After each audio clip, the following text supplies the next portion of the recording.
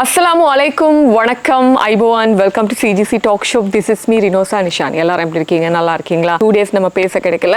உங்க எல்லாருக்கும் தெரியும், ஈரான் இஸ்ரேல் அமெரிக்கா யுத்தம் கிட்டத்தட்ட 26 நாட்களையும் கடந்து போயிட்டு இருக்கு. லாஸ்ட் இயர் ஒரு 12 நாட்களோட முடிந்த இந்த யுத்தம் இன்னும் தொடர்ந்துட்டு இருக்கு. இது வரைக்குமே ஈரானுக்கு தாக்குதல் நடத்துவதற்கு ஆயுதங்கள் இருந்துச்சு. இஸ்ரேலுக்குன்னா அமெரிக்கா கொடுக்கும், ஆனா ஈரானுக்கு இன்னும் தாக்கு பிடிக்க முடியுமா? இல்லைன்னா போரை நிறுத்திக்குவாங்களா? நாங்கெல்லாம் போர் நிறுத்தம் செய்யவே மாட்டோம், ஆனாலும் போர் நிறுத்தம் செய்யணும்னா சில உடன்படிக்கைகளை கொடுக்குறோம்னு சொல்லிட்டு மாறி மாறி பிரச்சனை போயிட்டு இருக்கு. ஆனாலும் நான் இன்னைக்கு இந்த டாபிக்ல எடுத்துட்டு வர விஷயம் என்னன்னா, கடந்த பிப்ரவரி 28ஆம் தேதியில இருந்து இன்னைக்கு வரைக்குமே, அதாவது இஸ்ரேலினுடைய உளவுத்துறையான மொசாடும் அமெரிக்காவும் சேர்ந்து ஈரானினுடைய அரசாங்கத்துல தளத்துல இருக்கக்கூடிய மிக அதி உயர் தளபதிகள், அதி உயர் தலைவர்கள், அதி உயர் பதவியில் இருக்கக்கூடியவங்களை பார்த்து அவங்களுடைய உயிரை வாங்கியிருக்காங்க. அப்படின்னு பார்க்கும் பொழுதுதான் இது எப்படி சாத்தியமாகுது? இவ்வளவு ஆயுத பவர் இருக்கக்கூடிய ஈரானுக்கு உளவுத்துறையில அவங்க கொஞ்சம் வீக்கா இருக்காங்களோ? ஏன்னா ஈரானினுடைய மிக முக்கியமான பெரும் புள்ளிகளை டார்கெட் பண்ணி தான் இஸ்ரேல் அடிச்சிருக்கு. நான் இப்ப இந்த லிஸ்ட்ல சொல்ல போறது ஒரு முக்கியமான ஒரு 8 பேர். இந்த பிப்ரவரி 28ல இருந்து இந்த மார்ச் 26 வரைக்குமே இஸ்ரேல் அமெரிக்கா சேர்ந்து தாக்குதல் நடத்தினதுனால எவ்வளவு பேர் எவ்வளவு மிக முக்கியமான பதவிகள்ல இருந்தவங்க உயிரிழந்திருக்காங்க அப்படின்னு தான் சொல்ல போறேன். இவ்வளவு பெரிய மிகப்பெரிய பதவியில இருந்தவங்க எப்படி இவ்வளவு அசால்ட்டா இருந்தாங்க, இவ்வளவு கேர்லெஸ்ஸா இருந்தாங்க, அவங்கள பாதுகாக்க அவங்களுக்கு முடியலையா அப்படிங்கிற மிகப்பெரிய கேள்வி இருக்கு. இது பிபிசி கூட ஒரு லிஸ்ட் அவுட் பண்ணி வெளியிட்டு இருக்காங்க. இதுல மிக முக்கியமா பாத்தீங்கன்னா, ஈரானினுடைய உச்சபட்ச தலைவர் சுப்ரீம் லீடர் ஆயத்துல்லா கொமேனி அவர்கள், ஈரானினுடைய உளவுத்துறை அமைச்சர் உயிரிழந்திருக்காங்க. அதோட ஈரானினுடைய உச்ச தேசிய பாதுகாப்பு சபையினுடைய செயலாளர், ஈரானினுடைய பாதுகாப்பு மன்ற செயலாளர், அதுக்கப்புறம் ஐஆர்ஜிசியினுடைய தலைமை தளபதி, அதுக்கப்புறம் பிரிகேடியர் ஜெனரல் குலாம் ரீசா சுலைமான், இவர் ஈரானிய துணை ராணுவ பிரிவின் பசிச் பிரிவான ராணுவ படையினுடைய தலைவர். இப்படி மிக முக்கியமான பெரிய பெரிய புள்ளிகளை பார்த்து அடிச்சிருக்காங்க இஸ்ரேலும் அமெரிக்காவும் சேர்ந்து. இதுக்கு பின்னாடி இவங்களுடைய இயலாமை இருக்கா அப்படிங்கிற மிகப்பெரிய கேள்வி இருக்கு. சரி, இவங்களை பத்தி தான் நான் உங்களுக்கு டீட்டெயில்டா கொடுக்க போறேன். இதுல மிக முக்கியமாக முதல் தடவையாக பிப்ரவரி மாதம் 28ஆம் தேதி இஸ்ரேல் நடத்திய வான் தாக்குதல்னால ஈரான்ல மிக முக்கியமான தலைவர்கள் உயிரிழந்து போனாங்க. 28ஆம் தேதி கிட்டத்தட்ட ராணுவ தலைமை பிரிவில் உள்ளவங்க, அதுக்கப்புறம் அந்த நாடாளுமன்றத்துக்குள்ள உள்ள ஒரு சில அந்த ஈரானினுடைய உச்சபட்ச தலைவருக்கு மிக நெருக்கமானவங்க அன்னைக்கே உயிரிழந்து போயிருக்காங்க. ஆனால் தொடர்ந்து 28ஆம் தேதி உயிரிழந்தவங்க படி தராம ஆயத்துல்லா அல் கமேனி அவர்களுடைய மறைவுக்கு பின் அடுத்த மிக மூத்த தலைவராக இருந்த ஒருத்தர் அலி லாரிஜானி அவர்கள் மறைஞ்சு போனாங்க. இப்படி மிக முக்கியமான ஒரு டைப்ல இருந்து நான் உங்களுக்கு கொடுக்க போறேன். அந்த வகையில பாத்தீங்கன்னா, ஆயத்துல்லா அலி கமேனி அவர்கள், இவர் கிட்டத்தட்ட 36 வருஷங்களாக ஈரானினுடைய இஸ்லாமிய குடியரசினுடைய உச்சபட்ச தலைவராக இருந்தவர் தான் ஆயத்துல்லா அலி கமேனி அவர்கள். உங்க எல்லாருக்கும் தெரியும், பிப்ரவரி 28ஆம் தேதி தெஹ்ரான்ல நடத்தப்பட்ட இஸ்ரேலிய வான் தாக்குதலினால அவருடைய மருமகன் பேர குழந்தைங்க உயிரிழந்தாங்க. இது அவங்களுடைய குடும்பத்துக்குள்ள. இதோட அந்த இடத்துல முஜ்தபா கமேனி அவர்கள், இப்போது இருக்கக்கூடிய சுப்ரீம் லீடர், இருக்கல அப்படின்னு சொல்லப்படுது. இதுல ஈரானினுடைய மறைந்த supreme leader Ayatullah Ali Khamenei அவர்களுடைய மனைவி காயமடைஞ்சு உயிரிழந்தாங்க ஒரு செய்தி வந்துச்சு. அதுக்கப்புறம் அவங்க உயிரோட தான் இருக்காங்க அப்படிங்கிற ஒரு செய்தியும் வந்தது. கிட்டத்தட்ட ஆயத்துல்லா அல் கமேனி அவர்கள் 2வது சுப்ரீம் லீடராக பதவி எடுத்திருந்தாரு. அதாவது யுத்தம் தொடங்கிய முதல் நாள் 28ஆம் தேதி கொல்லப்பட்டாரு. 86 வயதான ஆயத்துல்லா அல் கமேனி அவர்கள் ஈரானை கிட்டத்தட்ட 36 வருஷங்கள் கைக்குள்ள வச்சிருந்தாரு. இவருக்கு கீழே தான் படைகள், அதாவது ராணுவ படை, கப்பல் படை, எல்லா படைகளும் இவருக்கு கீழே தான் இருக்கு. நீதித்துறை இவருக்கு கீழே தான் இருக்கு. அதுக்கப்புறம் பாதுகாப்புத்துறை இவருக்கு கீழே தான் இருக்கு. இவருக்கு கீழே தான் ஜனாதிபதி இருக்காங்க. இவருக்கு விருப்பம் இல்லாத எந்த முடிவையும் ஈரான் நாட்டில் எடுக்க முடியாது. அப்படிப்பட்ட ஒரு தலைவராக இவர் இருந்திருக்காரு. இவர் 1979 ஈரான் இஸ்லாமிய குடியரசை உருவாக்கி ஆயத்துல்லா ரூஹுல்லா கொமேனிக்கு பிறகு சுப்ரீம் லீடர், 2வது சுப்ரீம் லீடர். 6 பிள்ளைகள் இவருக்கு இருந்திருக்கு. 1989 இருந்து 2026 வரைக்குமே இவர் சுப்ரீம் லீடரா இருந்திருக்காரு. முதல் சுப்ரீம் லீடர் ரூஹுல்லா கொமேனியின் மாணவராக இவர் இருந்திருக்காரு. அவர்கிட்ட இவர் படிச்சிருக்காரு அப்படின்னு சொல்லப்படுது. 1981 இருந்து 1989 வரையான காலப்பகுதியில ஈராக்ல யுத்தம் நடந்துச்சு. அந்த நேரத்தில் ஈரானினுடைய 3வது ஜனாதிபதியாகவும் ஆயத்துல்லா அல் கமேனி அவர்கள் பதவியாற்றி இருக்காங்கன்னு சொல்லப்படுது. ஈரானினுடைய புரட்சிகர காவல்படை அப்படின்னு சொல்லக்கூடிய ஐஆர்ஜிசியினுடைய ஒட்டுமொத்த ராணுவத்தின் உச்ச உச்ச தளபதியாக வந்து ஆயத்துல்லா அலி கமேனி அவர்கள் இருந்தார்கள். இப்பொழுது அவர் இல்ல, அவருடைய மகன் வந்து இருக்காங்க. உங்க எல்லாருக்கும் தெரியும். அதாவது 1979ஆம் ஆண்டு ஈரான்ல மன்னராட்சியை வந்து முடிவுக்கு கொண்டு வந்தார் ரூஹுல்லா கமேனி அவர்கள். எந்த ஒரு காரணத்திற்காகவும் மன்னராட்சி முறை வந்து நாங்க எடுக்க மாட்டோம்னு சொல்லியிருந்தாங்க. ஆனாலும் இவருடைய மறைவுக்கு பிறகு, யாரு ஆயத்துல்லா அலி கமேனி அவர்களுடைய மறைவுக்கு பிறகு வேற வழி இல்லாம அவருடைய மகனையே வந்து, அதாவது வாரிசு முறையில் வந்து ஆட்சி செய்யக்கூடிய அளவுக்கு முஜ்தபா கமேனி அவர்களை வந்து கொண்டு வந்தாங்க. இதுல மிக முக்கியமாக ஈரானினுடைய மிகப்பெரிய ஒரு பாரிய இழப்பாக வந்து ஈரானினுடைய 2வது மிக மூத்த சுப்ரீம் லீடராக இருந்த ஆயத்துல்லா அலி கமேனி அவர்களுடைய மறைவு வந்து சொல்லப்படுது. அதே நாளில் கொல்லப்பட்ட ஒரு சில பேர் இருக்காங்க, அதை நான் இப்போ வந்து சொல்லல. அதுக்கப்புறம் வந்து நான் வரப்போறேன் யார் அப்படின்னா அலி லாரிஜானி அவர்கள். லாரிஜானி அவர்கள் யாருன்னு பார்க்கும்பொழுது சுப்ரீம் நேஷனல் செக்யூரிட்டி கவுன்சில் அப்படின்னு சொல்லக்கூடிய SNSC உச்ச தேசிய பாதுகாப்பு சபையினுடைய செயலாளராக இருந்தார். 68 வயதான அலி லாரிஜானி அவர்கள் கடந்த மார்ச் 17ஆம் தேதி, போன வீக் மார்ச் 17ஆம் தேதி தெஹ்ரான்ல பர்திஸ் நகர்ல வந்த இஸ்ரேல் USA இருந்து தாக்குதல் நடத்தினதால வந்து அவர் கொல்லப்பட்டிருந்தாரு. இவரது மகனும் அவரது துணை அதிகாரிகளில் ஒருவரும் வந்து இந்த தாக்குதலில் வந்து கொல்லப்பட்டாங்களாம். ஆயத்துல்லா கமேனிக்கு அப்புறமா கொல்லப்பட்ட மிக மூத்த ஈரானிய தலைவர் அலி லாரிஜானி அவர்கள். இவர் சாதாரண ஆள் கிடையாது, படித்தவர், ஒரு மிகப்பெரிய ஒரு படிப்பாளி அப்படின்னு சொல்லப்படுது. இவர் ஒரு காலத்துல ஈரானின் IRGC-யில் படையில் தளபதியாக வந்து இருந்திருக்காரு. ஈரானினுடைய இஸ்லாமிய குடியரசு ஒலிபரப்பு சேவையினுடைய தலைவராக 10 ஆண்டுகள் வந்து இவர் வந்து பதவி வகிச்சிருக்காரு. 2004ஆம் ஆண்டுல ஆயத்துல்லா அலி கமேனி அவர்களுடைய பாதுகாப்பு ஆலோசகராக வந்து இவர் வந்து நியமிக்கப்பட்டாரு. 2005 இருந்து 2007 வரைக்கும் மேற்கத்திய நாடுகளுடனான பேச்சுவார்த்தையில் ஈரானின் முதன்மை அணுசக்தி பிரதிநிதியாக வந்து அலி லாரிஜானி அவர்கள் செயற்பட்டிருக்காங்க. ஆனா அப்போதைய ஜனாதிபதி மஹ்மூத் அஹ்மத் நஜாத் அவர்களுடனான கருத்து வேறுபாடுகள் காரணமாக அந்த பதவியிலிருந்து அவர் வந்து விலகி இருக்காரு. 2008 மேல இருந்து 2020 வரைக்கும் 12 வருடங்கள் வந்து ஈரானிய நாடாளுமன்ற மஜ்லிஸ்ல வந்து சபாநாயகராக பதவி வகிச்சாரு. ஈரானினுடைய வரலாற்றிலேயே அதிகூடிய காலங்கள் வந்து சபாநாயகராக பதவி வகித்தவர் வந்து அலி லாரிஜானி அவர்கள் தான். உச்ச தேசிய பாதுகாப்பு சபையில் கமேனியின் பிரதிநிதியாகவும் இவர் வந்து அலி லாரிஜானி வந்து செயல்பட்டிருக்காரு. டிசம்பர் 2025 இருந்து ஜனவரி 2026 ஆகிய மாதங்கள்ல ஈரான் முழுவதும் நடைபெற்ற போராட்டங்கள், லாஸ்ட் டிசம்பர் ஜனவரி நடந்துச்சு இல்லையா, ஈரானுக்குள்ள மிகப்பெரிய புரட்சி வெடிக்குது, போராட்டங்கள் நடத்துதுன்னு சொன்னோம் இல்லையா, அந்த டைம்ல வந்து ஈரானினுடைய துணை ராணுவ பிரிவான பாசிஜ் படைப்பிரிவினுடைய பாதுகாப்பு படைகளை கொண்டு போராட்டக்காரர்களை இவர் ஒடுக்கினாரு அப்படின்னு ஒரு குற்றச்சாட்டு நிகழப்படுது.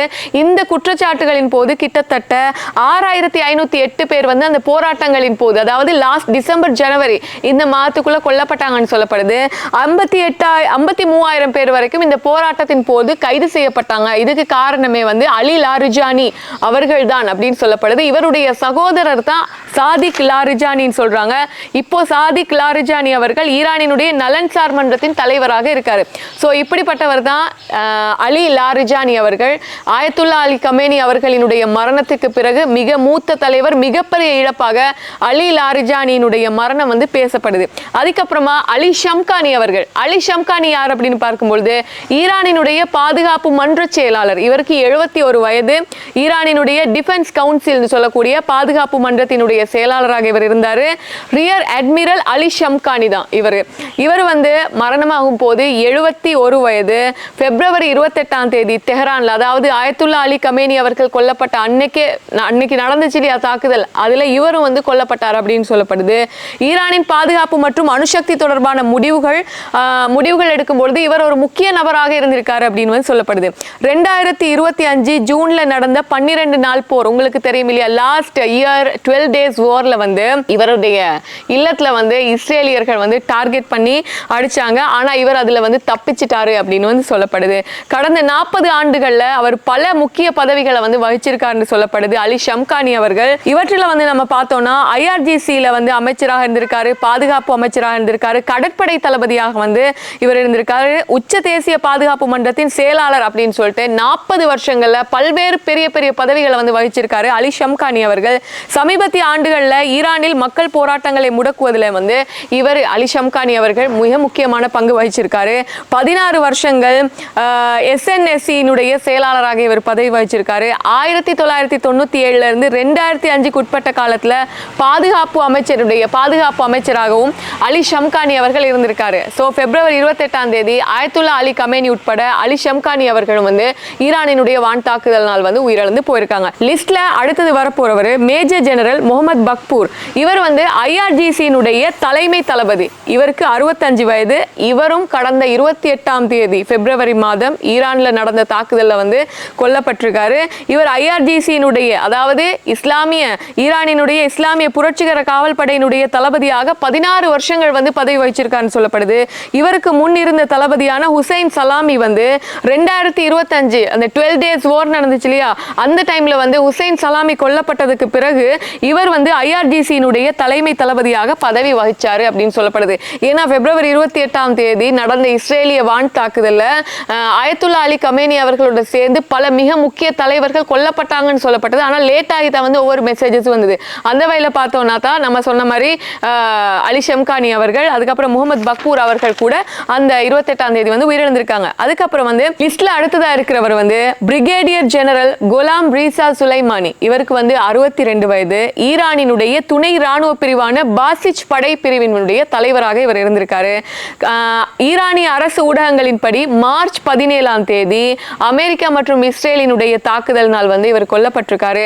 1980 இருந்து 1988 ஈரான் ஈராக் யுத்தத்துல வந்து ஒரு டீனேஜ் வாலண்டியரா வந்து சேர்ந்து தன்னுடைய ராணுவ பணிகளின் போது தன்னை வந்து அதாவது செதுக்கி கொண்டவர் தான் வந்து குலாம் ரீசா சுலைமானின்னு சொல்லப்படுது. இவரும் வந்து மார்ச் 17ஆம் தேதி உயிரிழந்திருக்காரு அப்படின்னு சொல்லப்படுது. அடுத்தது பாத்தீங்கன்னா இஸ்மாயில் ஹத்தீப். இவர் யாருன்னு பாத்தீங்கன்னா ஈரானினுடைய உளவுத்துறை அமைச்சர், மிகப்பெரிய பதவியில் இருக்கக்கூடியவர். இவரும் வந்து உயிரிழந்து போயிருக்காரு. இவருக்கு 64 வயது. உயிரிழக்கும் பொழுது 2021 அப்போதைய ஜனாதிபதியாக இருந்த மறைந்த இப்ராஹிம் ரைசியால் வந்து இவர் வந்து நியமிக்கப்பட்டாரு.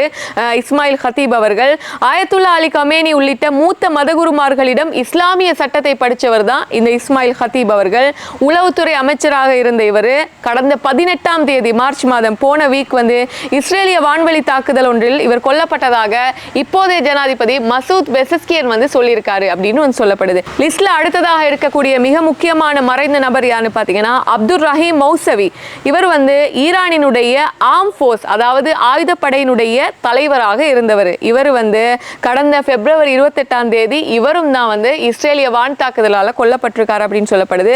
Major general Abdul Rahim Mousavi வந்து தெஹ்ரான் மீது நடத்தப்பட்ட தாக்குதலை வந்து கொல்லப்பட்டதோட அந்த 12 நாள் போர்ல வந்து கொல்லப்பட்டார் இல்லையா. இதுக்கு முன்பாக ஆர்ம் ஃபோர்ஸினுடைய தலைவராக இருந்த முகமது பஹேரி வந்து இறந்ததுக்கு அப்புறமா அவருடைய பதவிக்கு வந்து அப்துல் ரஹீம் மௌசவி வந்து தெரிவு செய்யப்பட்டார். அதோட சேர்த்து ஜூன் 12 அன்று ஈரானின் ஆயுதப்படைகளின் தலைவரானார் இவர் லாஸ்ட் இயர்னு சொல்லப்படுது.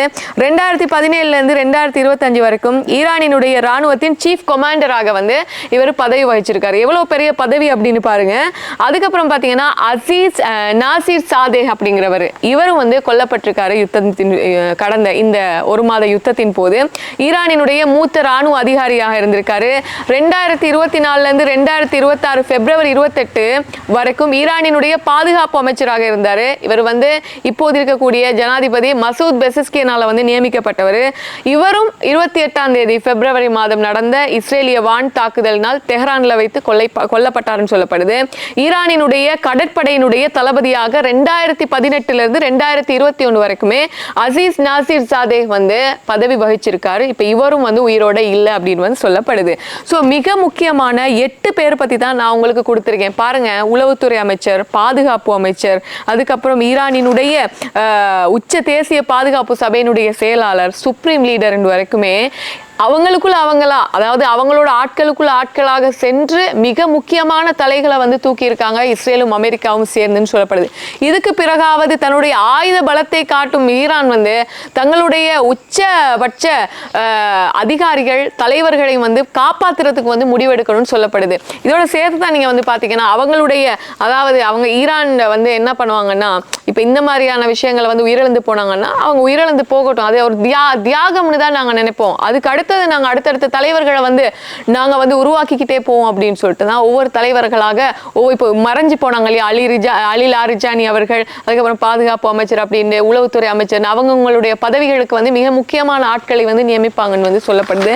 கல்வியை வந்து ஒரு ஆயுதமாக வச்சிருக்காங்க ஈரான் அப்படின்னு சொல்லலாம். ஆனாலும் வந்து அவங்களுடைய பாதுகாப்பு விஷயத்துல அவங்க கோட்டை விட்டாங்க. இப்படிக்கும் இவங்களுக்குள்ளே இருந்து காட்டி கொடுக்குறாங்களே யாரு அப்படிங்கிறது தான் மிகப்பெரிய கேள்வியாக இருக்கு. இதுல பிபிசி வெளியிட்ட இன்னொரு தகவல் என்னன்னா, இப்ப யார் யார் மிக முக்கியமான தலைவர்களாக ஒரு டீமா இருக்காங்க அப்படின்னு பார்க்கும்பொழுது இப்போதைய சுப்ரீம் லீடர் முஜிதபா கமேனி அவர்கள் இதுவரைக்குமே எந்த ஒரு பொது இடத்துலையும் வந்து தன்னுடைய தலை காட்டையும் இல்லை, பொதுவெளியில வரையுமே இல்லைன்னு சொல்லலாம். அவர் வந்து மார்ச் 12ஆம் தேதி சுப்ரீம் லீடர் ஆன பிறகு ஈரானினுடைய அரசியல் தொலைக்காட்சியில வந்து எழுத்துப்பூர்வமான ஒரு அறிக்கையை வந்து கொடுத்திருந்தாரு. இன்னையோட வந்து ஹோர்மூஸ் நீரிணை மூடப்படும் சொல்லிட்டு. இப்ப இன்னைக்கு ஒரு முடிவு எடுத்திருக்காங்க என்னன்னா, இதுக்கப்புறமா ஹோர்மூஸ் நீரிணை ஊடாக போற கப்பல்களுக்கு ஈரான் வந்து கட்டணங்களை அறவிடும் அப்படின்னு சொல்லிட்டு ஒரு முடிவு எடுக்க போறதாக வந்து சொல்லியிருக்காங்க இன்னைக்கு. சோ முஜ்தபா கமேனி அவர்களும் இதுவரைக்குமே எந்த ஒரு பொதுவெளியிலையும் தலை காட்டல. ஆனாலும் அண்மையில் ஒரு செய்தி வெளியாக இருந்தது, இஸ்ரேல் நடத்தின தாக்குதல்ல அவருக்கு வந்து ஒரு கால் இல்லை அப்படின்னு சொல்லப்படுது, முகம் சிதைவடைஞ்சிருக்கு அப்படின்னு வந்து சொல்லப்படுது. அதே நேரத்தில் அவர் வந்து ரஷ்யாவில் போய் அவர் வந்து சிகிச்சை பெற்று வந்துட்டு இருக்காரு, ரஷ்யா இவருக்கு பாதுகாப்பு கொடுக்குது அப்படிங்கிற பல விஷயங்கள் வந்து வெளியாக இருந்தது. ஆனாலும் உத்தியோகபூர்வமான தகவல்கள் வந்து எது உண்மை எது பொய்ன்னு தெரியாது. இப்போ அவரும் வந்து இருக்காரு. அதோட சேர்ந்து பாத்தீங்கன்னா மசூத் பெசஸ்கியன், எத்தனை பேருக்கு எத்தனை அடி விழுந்து அவங்களுடைய உயிர் போனாலும் இப்பொழுது இருக்கக்கூடிய ஜனாதிபதி 71 வயதான ஜனாதிபதி மசூத் பெசஸ்கியன் வந்து கடந்த 2024ஆம் ஆண்டு ஜனாதிபதியாக தெரிவு செய்யப்பட்டாரு. என்ன அவருக்கு எதுவுமே ஆகல, இவர் தான் எல்லாரையும் காட்டி கொடுக்குறாரு அப்படிங்கிற மிகப்பெரிய ஒரு கண்ட்ரோவர்சி வந்து மசூத் பெசஸ்கியன் மேல இருக்கு அப்படின்னு சொல்லலாம். அதுக்கப்புறம் முகமது பாகர் ஹலீஃபா, இவர் ஈரானிய நாடாளுமன்ற சபாநாயகர், இவர் இருக்காருன்னு சொல்லப்படுது. அகமது ரீசா ராதான், ஈரானினுடைய காவல்துறை தலைவர், போலீஸ் அதிபர்னு சொல்லலாம். கொலாம் ஹுசைன் மொஹசைனி, ஈரானினுடைய தலைமை நீதிபதி. எஸ்கந்தர் கொமேனி, உள்துறை அமைச்சர். ஐஆர்ஜிசியினுடைய குட்ஸ் படை தளபதி இஸ்மாயில் ஹானி. சாதிக் லாரிஜானி, அலி லாரிஜானியினுடைய சகோதரர், நலன்சார் மன்றத்தினுடைய தலைவராக இருந்தார். மிக முக்கியமாக இவங்க எல்லாம் இருக்காங்க. இப்போதைக்கு அடுத்த தலை யார் விழும்னு தெரியாத அளவுக்கு இவங்க ரொம்ப பாதுகாப்பா இருக்கும். நான் இப்ப சொன்னேன் இல்லையா பேரு, முஜ்தபா கமேனி, அதுக்கப்புறம் வந்து மசூத் பெசஸ்கியன், அதுக்கப்புறம் சாதிக் லாரிஜானி, எஸ்கந்தர் கொமேனி அப்படின்னு சொல்லக்கூடிய மிக முக்கியமான பதவிகள் இருக்கக்கூடியவங்க ரொம்ப கேர்ஃபுல்லா இருக்கணும் அப்படிங்கிறது மிகப்பெரிய விஷயம். அதோட சேர்ந்து அப்பாஸ் அரக்ஷி, அதாவது ஈரானினுடைய வெளியுறவுத்துறை அமைச்சர், இந்த 2-3 நாட்களாக அப்பாஸ் அரக்ஷியினுடைய பேச்சுக்களை வந்து எல்லாருமே ரொம்ப வியந்து பார்க்கக்கூடியதாக இருக்கு. ரொம்ப கட்ஸா வந்து சில பதில்களை வந்து சொல்லிட்டு இருக்காரு அப்படின்னு சொல்லலாம். ஸோ என்ன நடக்க போகுது பார்க்கலாம். நான் இன்னைக்கு வந்து கொண்டு உங்களுக்கு இந்த வீடியோ என்னன்னா, இது வரைக்குமே உயிரிழந்த இஸ்ரேலினுடைய தாக்குதல், அமெரிக்கா கூட்டு சேர்ந்து தாக்கியமையினால் வந்து யார் யார் மிக முக்கியமான புள்ளிகள் வந்து உயிரிழந்து போனாங்க அப்படிங்கிறத நீங்க தெரிஞ்சுக்கணும் அப்படிங்கிறதுக்காக தான். நீங்க என்ன நினைக்கிறீங்க கீழே கமெண்ட் பண்ணுங்க.